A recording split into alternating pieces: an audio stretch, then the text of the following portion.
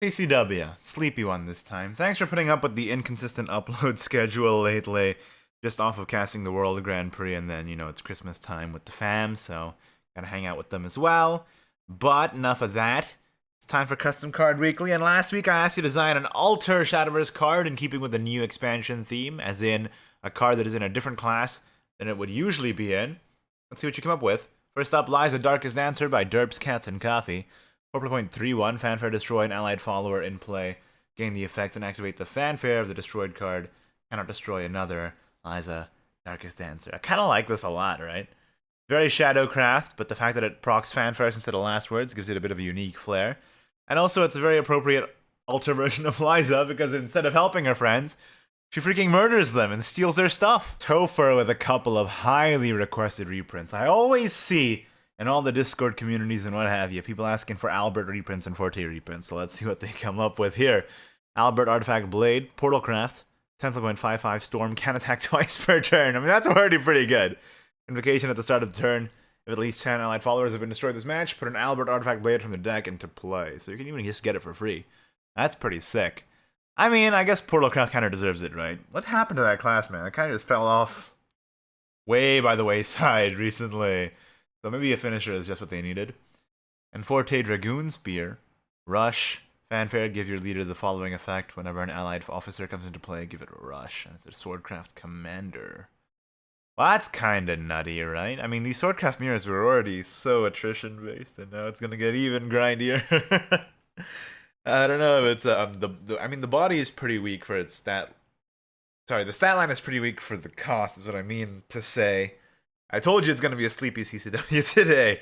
But because it has Rush and it has this crazy leader effect, it's probably just worth it. Kind of like seeing Control Swordcraft potentially back in action. Been a while since I've seen that kind of deck be played.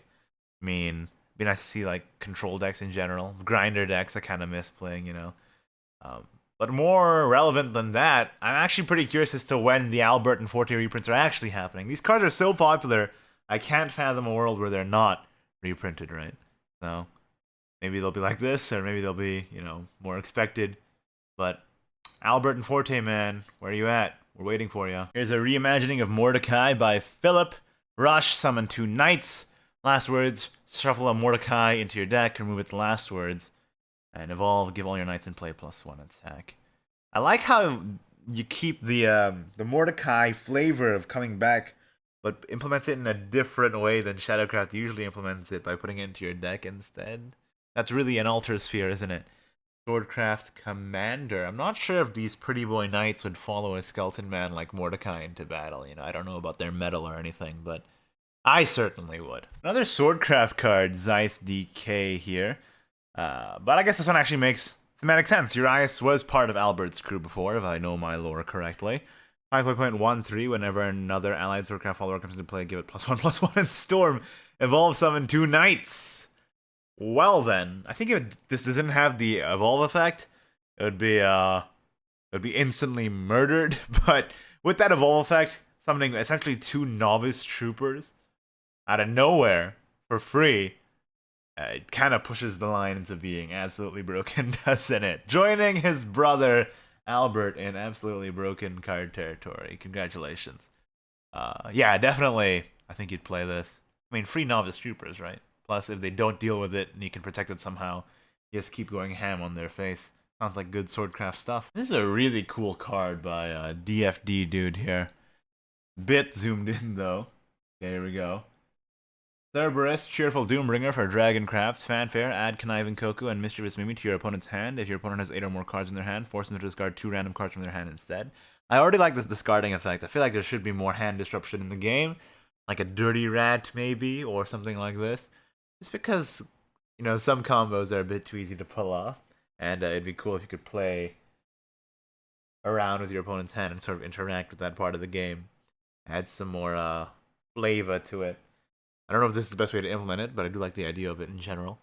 Evolve out of Cerberus, strike to your opponent's hand. If your opponent has 9 cards in their hand, force them to discard 1 random card from their hand instead. But the really cool thing about this card, I think, is the Conniving Koku, Mischievous Mimi, and Cerberus strike stuff. It's kind of like a Curse of Reform from Hearthstone, if you're familiar. Basically, it puts something in your opponent's hand that they have to spend their play points on to stop a detrimental effect from happening. So at the start of each of your turns, while this card is in your hand, restore 3 defense to the enemy leader. Very fitting for Coco. And then Mimi here, at the start of each of your turns, while this card is in your hand, deal 3 damage to your leader. And Cerberus Strike, at the start of each of your turns, while this card is in your hand, deal 2 damage to all allied followers. Really devastating stuff. Like, that's actually pretty dang devastating already the turn you play this. And then they have to spend 6 play points to get rid of this stuff. I think this card is way too good, but I do really love the idea of it. Kilua, first time participating. Thank you for joining us today. Nocturnal Reaper series, 4.41 Clash, destroy the enemy follower. At the end of your turn, deal 2 damage to your leader. Well, that's pretty great, actually, isn't it? Not even sure that this damage to your leader thing is a downside, given, you know, the popularity and effectiveness of the current Blood deck in the meta. This card seems really great, but it doesn't seem too powerful because of the health thresholds that it occupies, right? Like 1 defense is pretty easy to remove. 3 defense also, there's plenty of spells that can deal with that, especially with the upcoming Altersphere expansion itself. There's quite a few 2 play point deal 3 damage now again, so I think this is definitely something that can be dealt with, but still powerful. Aurelia Fallen Saber, 5.26 for Shadowcraft. Storm, fanfare, gain +1 attack for each enemy follower in play if there are at least 3 gain ignore enemy followers' wards. It's like an inverse Aurelia. Instead of being defensive, it goes face, so I think it's better, actually. I think Swordcraft would be pretty happy to have this kind of Aurelia in their deck, but, you know, none for you. Rain, Frontline Smith, though, going from Swordcraft, or going from Forestcraft, rather, to Swordcraft. 5.44. Choose an allied follower and reduce the damage to that follower to 0 till the end of the turn. That's pretty sweet, actually. Kind of like a big single target Masamune. If there are at least 3 other allied followers, give all allied followers +1 attack and a rush. Now that's actually really cool too. Again, reminiscent of Rain, but very swordcrafty in its execution. These are really well done in Altersphere cards. I mean, this should have the evolve keyword, but other than that, just nitpicking there. These are pretty sick. Kilua, first time submitting, but great job. Drenzen, did you just make a bunch of fighters for each class? I dig it. Hey, wait a minute. This is not fighter stats. Hello. What are you doing, man? What is this? If you make a fighter, it's gotta be fighter stats. Pixel Chew with a good batch here. Spinaria, caster of enigmas.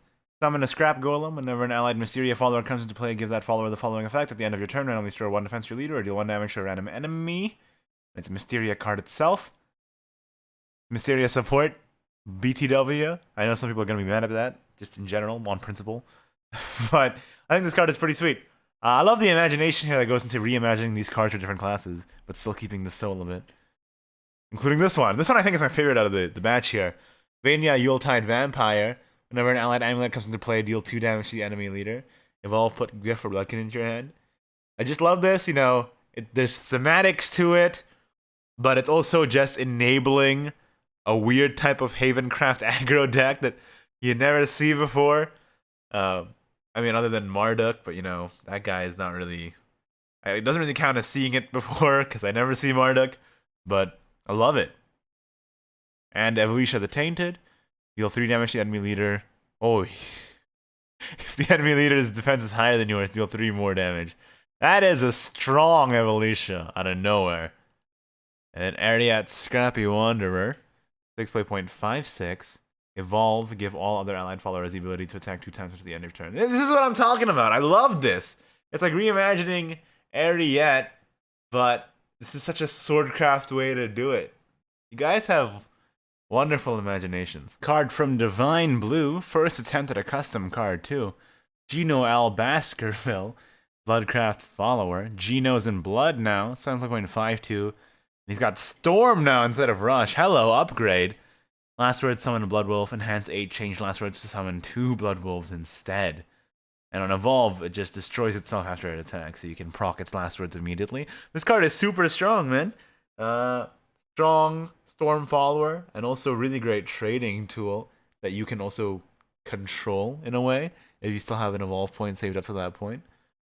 Pretty sick. And I mean, Blood Wolf is already just a great card.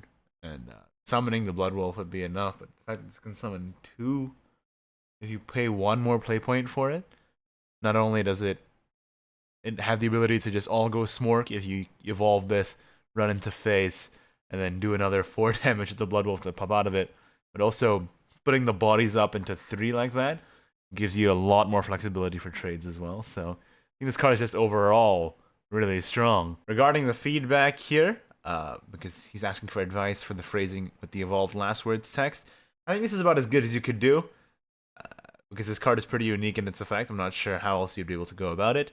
But for the trait here, putting follower here is incorrect. Traits are for like Mysteria or Artifact and what have you. So, not follower. But other than that, good first attempt, man. Keep making them. Whoa, really cool version of Zoe here. Zoe the Sinful Queen from Void. That obscure Havencraft card now in Shadowcraft, but I think this one's a lot cooler actually. 8 play.55 ward. When this follower comes into play, deal 5 damage to all other followers. Clash. The enemy follower is destroyed if its defense is less than this follower's defense, then deal 1 damage to this follower. That is super cool. I like the fact that it's kind of a self-regulating effect here, so that it doesn't get too powerful. And the fact that this procs when it's reanimated as well, not just when it comes out of your hand, makes it synergize with reanimate for crazy control Shadowcraft shenanigans. I like how this card just has all the pieces in place for other ways to interact with it to become more interesting. And just a really cool card as a result. How did I just find out about this channel and the Custom Card Weekly? WTF, this is exactly what I want. You know, real talk, I'm actually pretty proud of the idea of Custom Card Weekly. I'm glad that I did it because nobody else is doing it. And I'm glad that you guys all take to it so well. Makes me happy. But here's the card that Labo has made here. Dragonute Zombie, 4.33. It's like an edited, photoshopped version of Dragonute here. Wildfang Dragonute, rather. Fanfare in hand 6, put 5 skeletons into your hand. Whenever you gain a shadow, deal 1 damage to the enemy leader. I really like this putting skeletons into your hand thing that you're expanding upon. Because, what's that card? Hinterland Ghoul also does that. So, finally, Hinterland Ghoul has a fellow buddy putting skeletons into your hand and generating shadows from it. This might actually also make Hinterland Ghoul a lot less. I don't want to say a lot less of a meme. Slightly less of a meme. But yeah. Plus, I just love seeing my girl Wildfang Dragonute in any way, shape, or form. One of my favorite cards in the game, frankly. And here she is. A little bit different now as a zombie, though.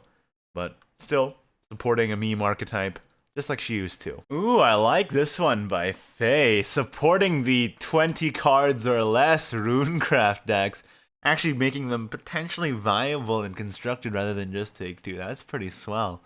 I like the idea of it. The problem is that with this card, you might easily mill all your good 20 cards or less cards, like Abyss Summoner and Burgeoning Genius and what have you. So I feel like this is still probably not gonna do you, unfortunately. 20 cards or less is probably still gonna be a meme at this rate. But you know, if you get the high roll and you play Mystic Temptress Belphegor, you draw into your Abyss Summoners, you banish everything. You're in the money.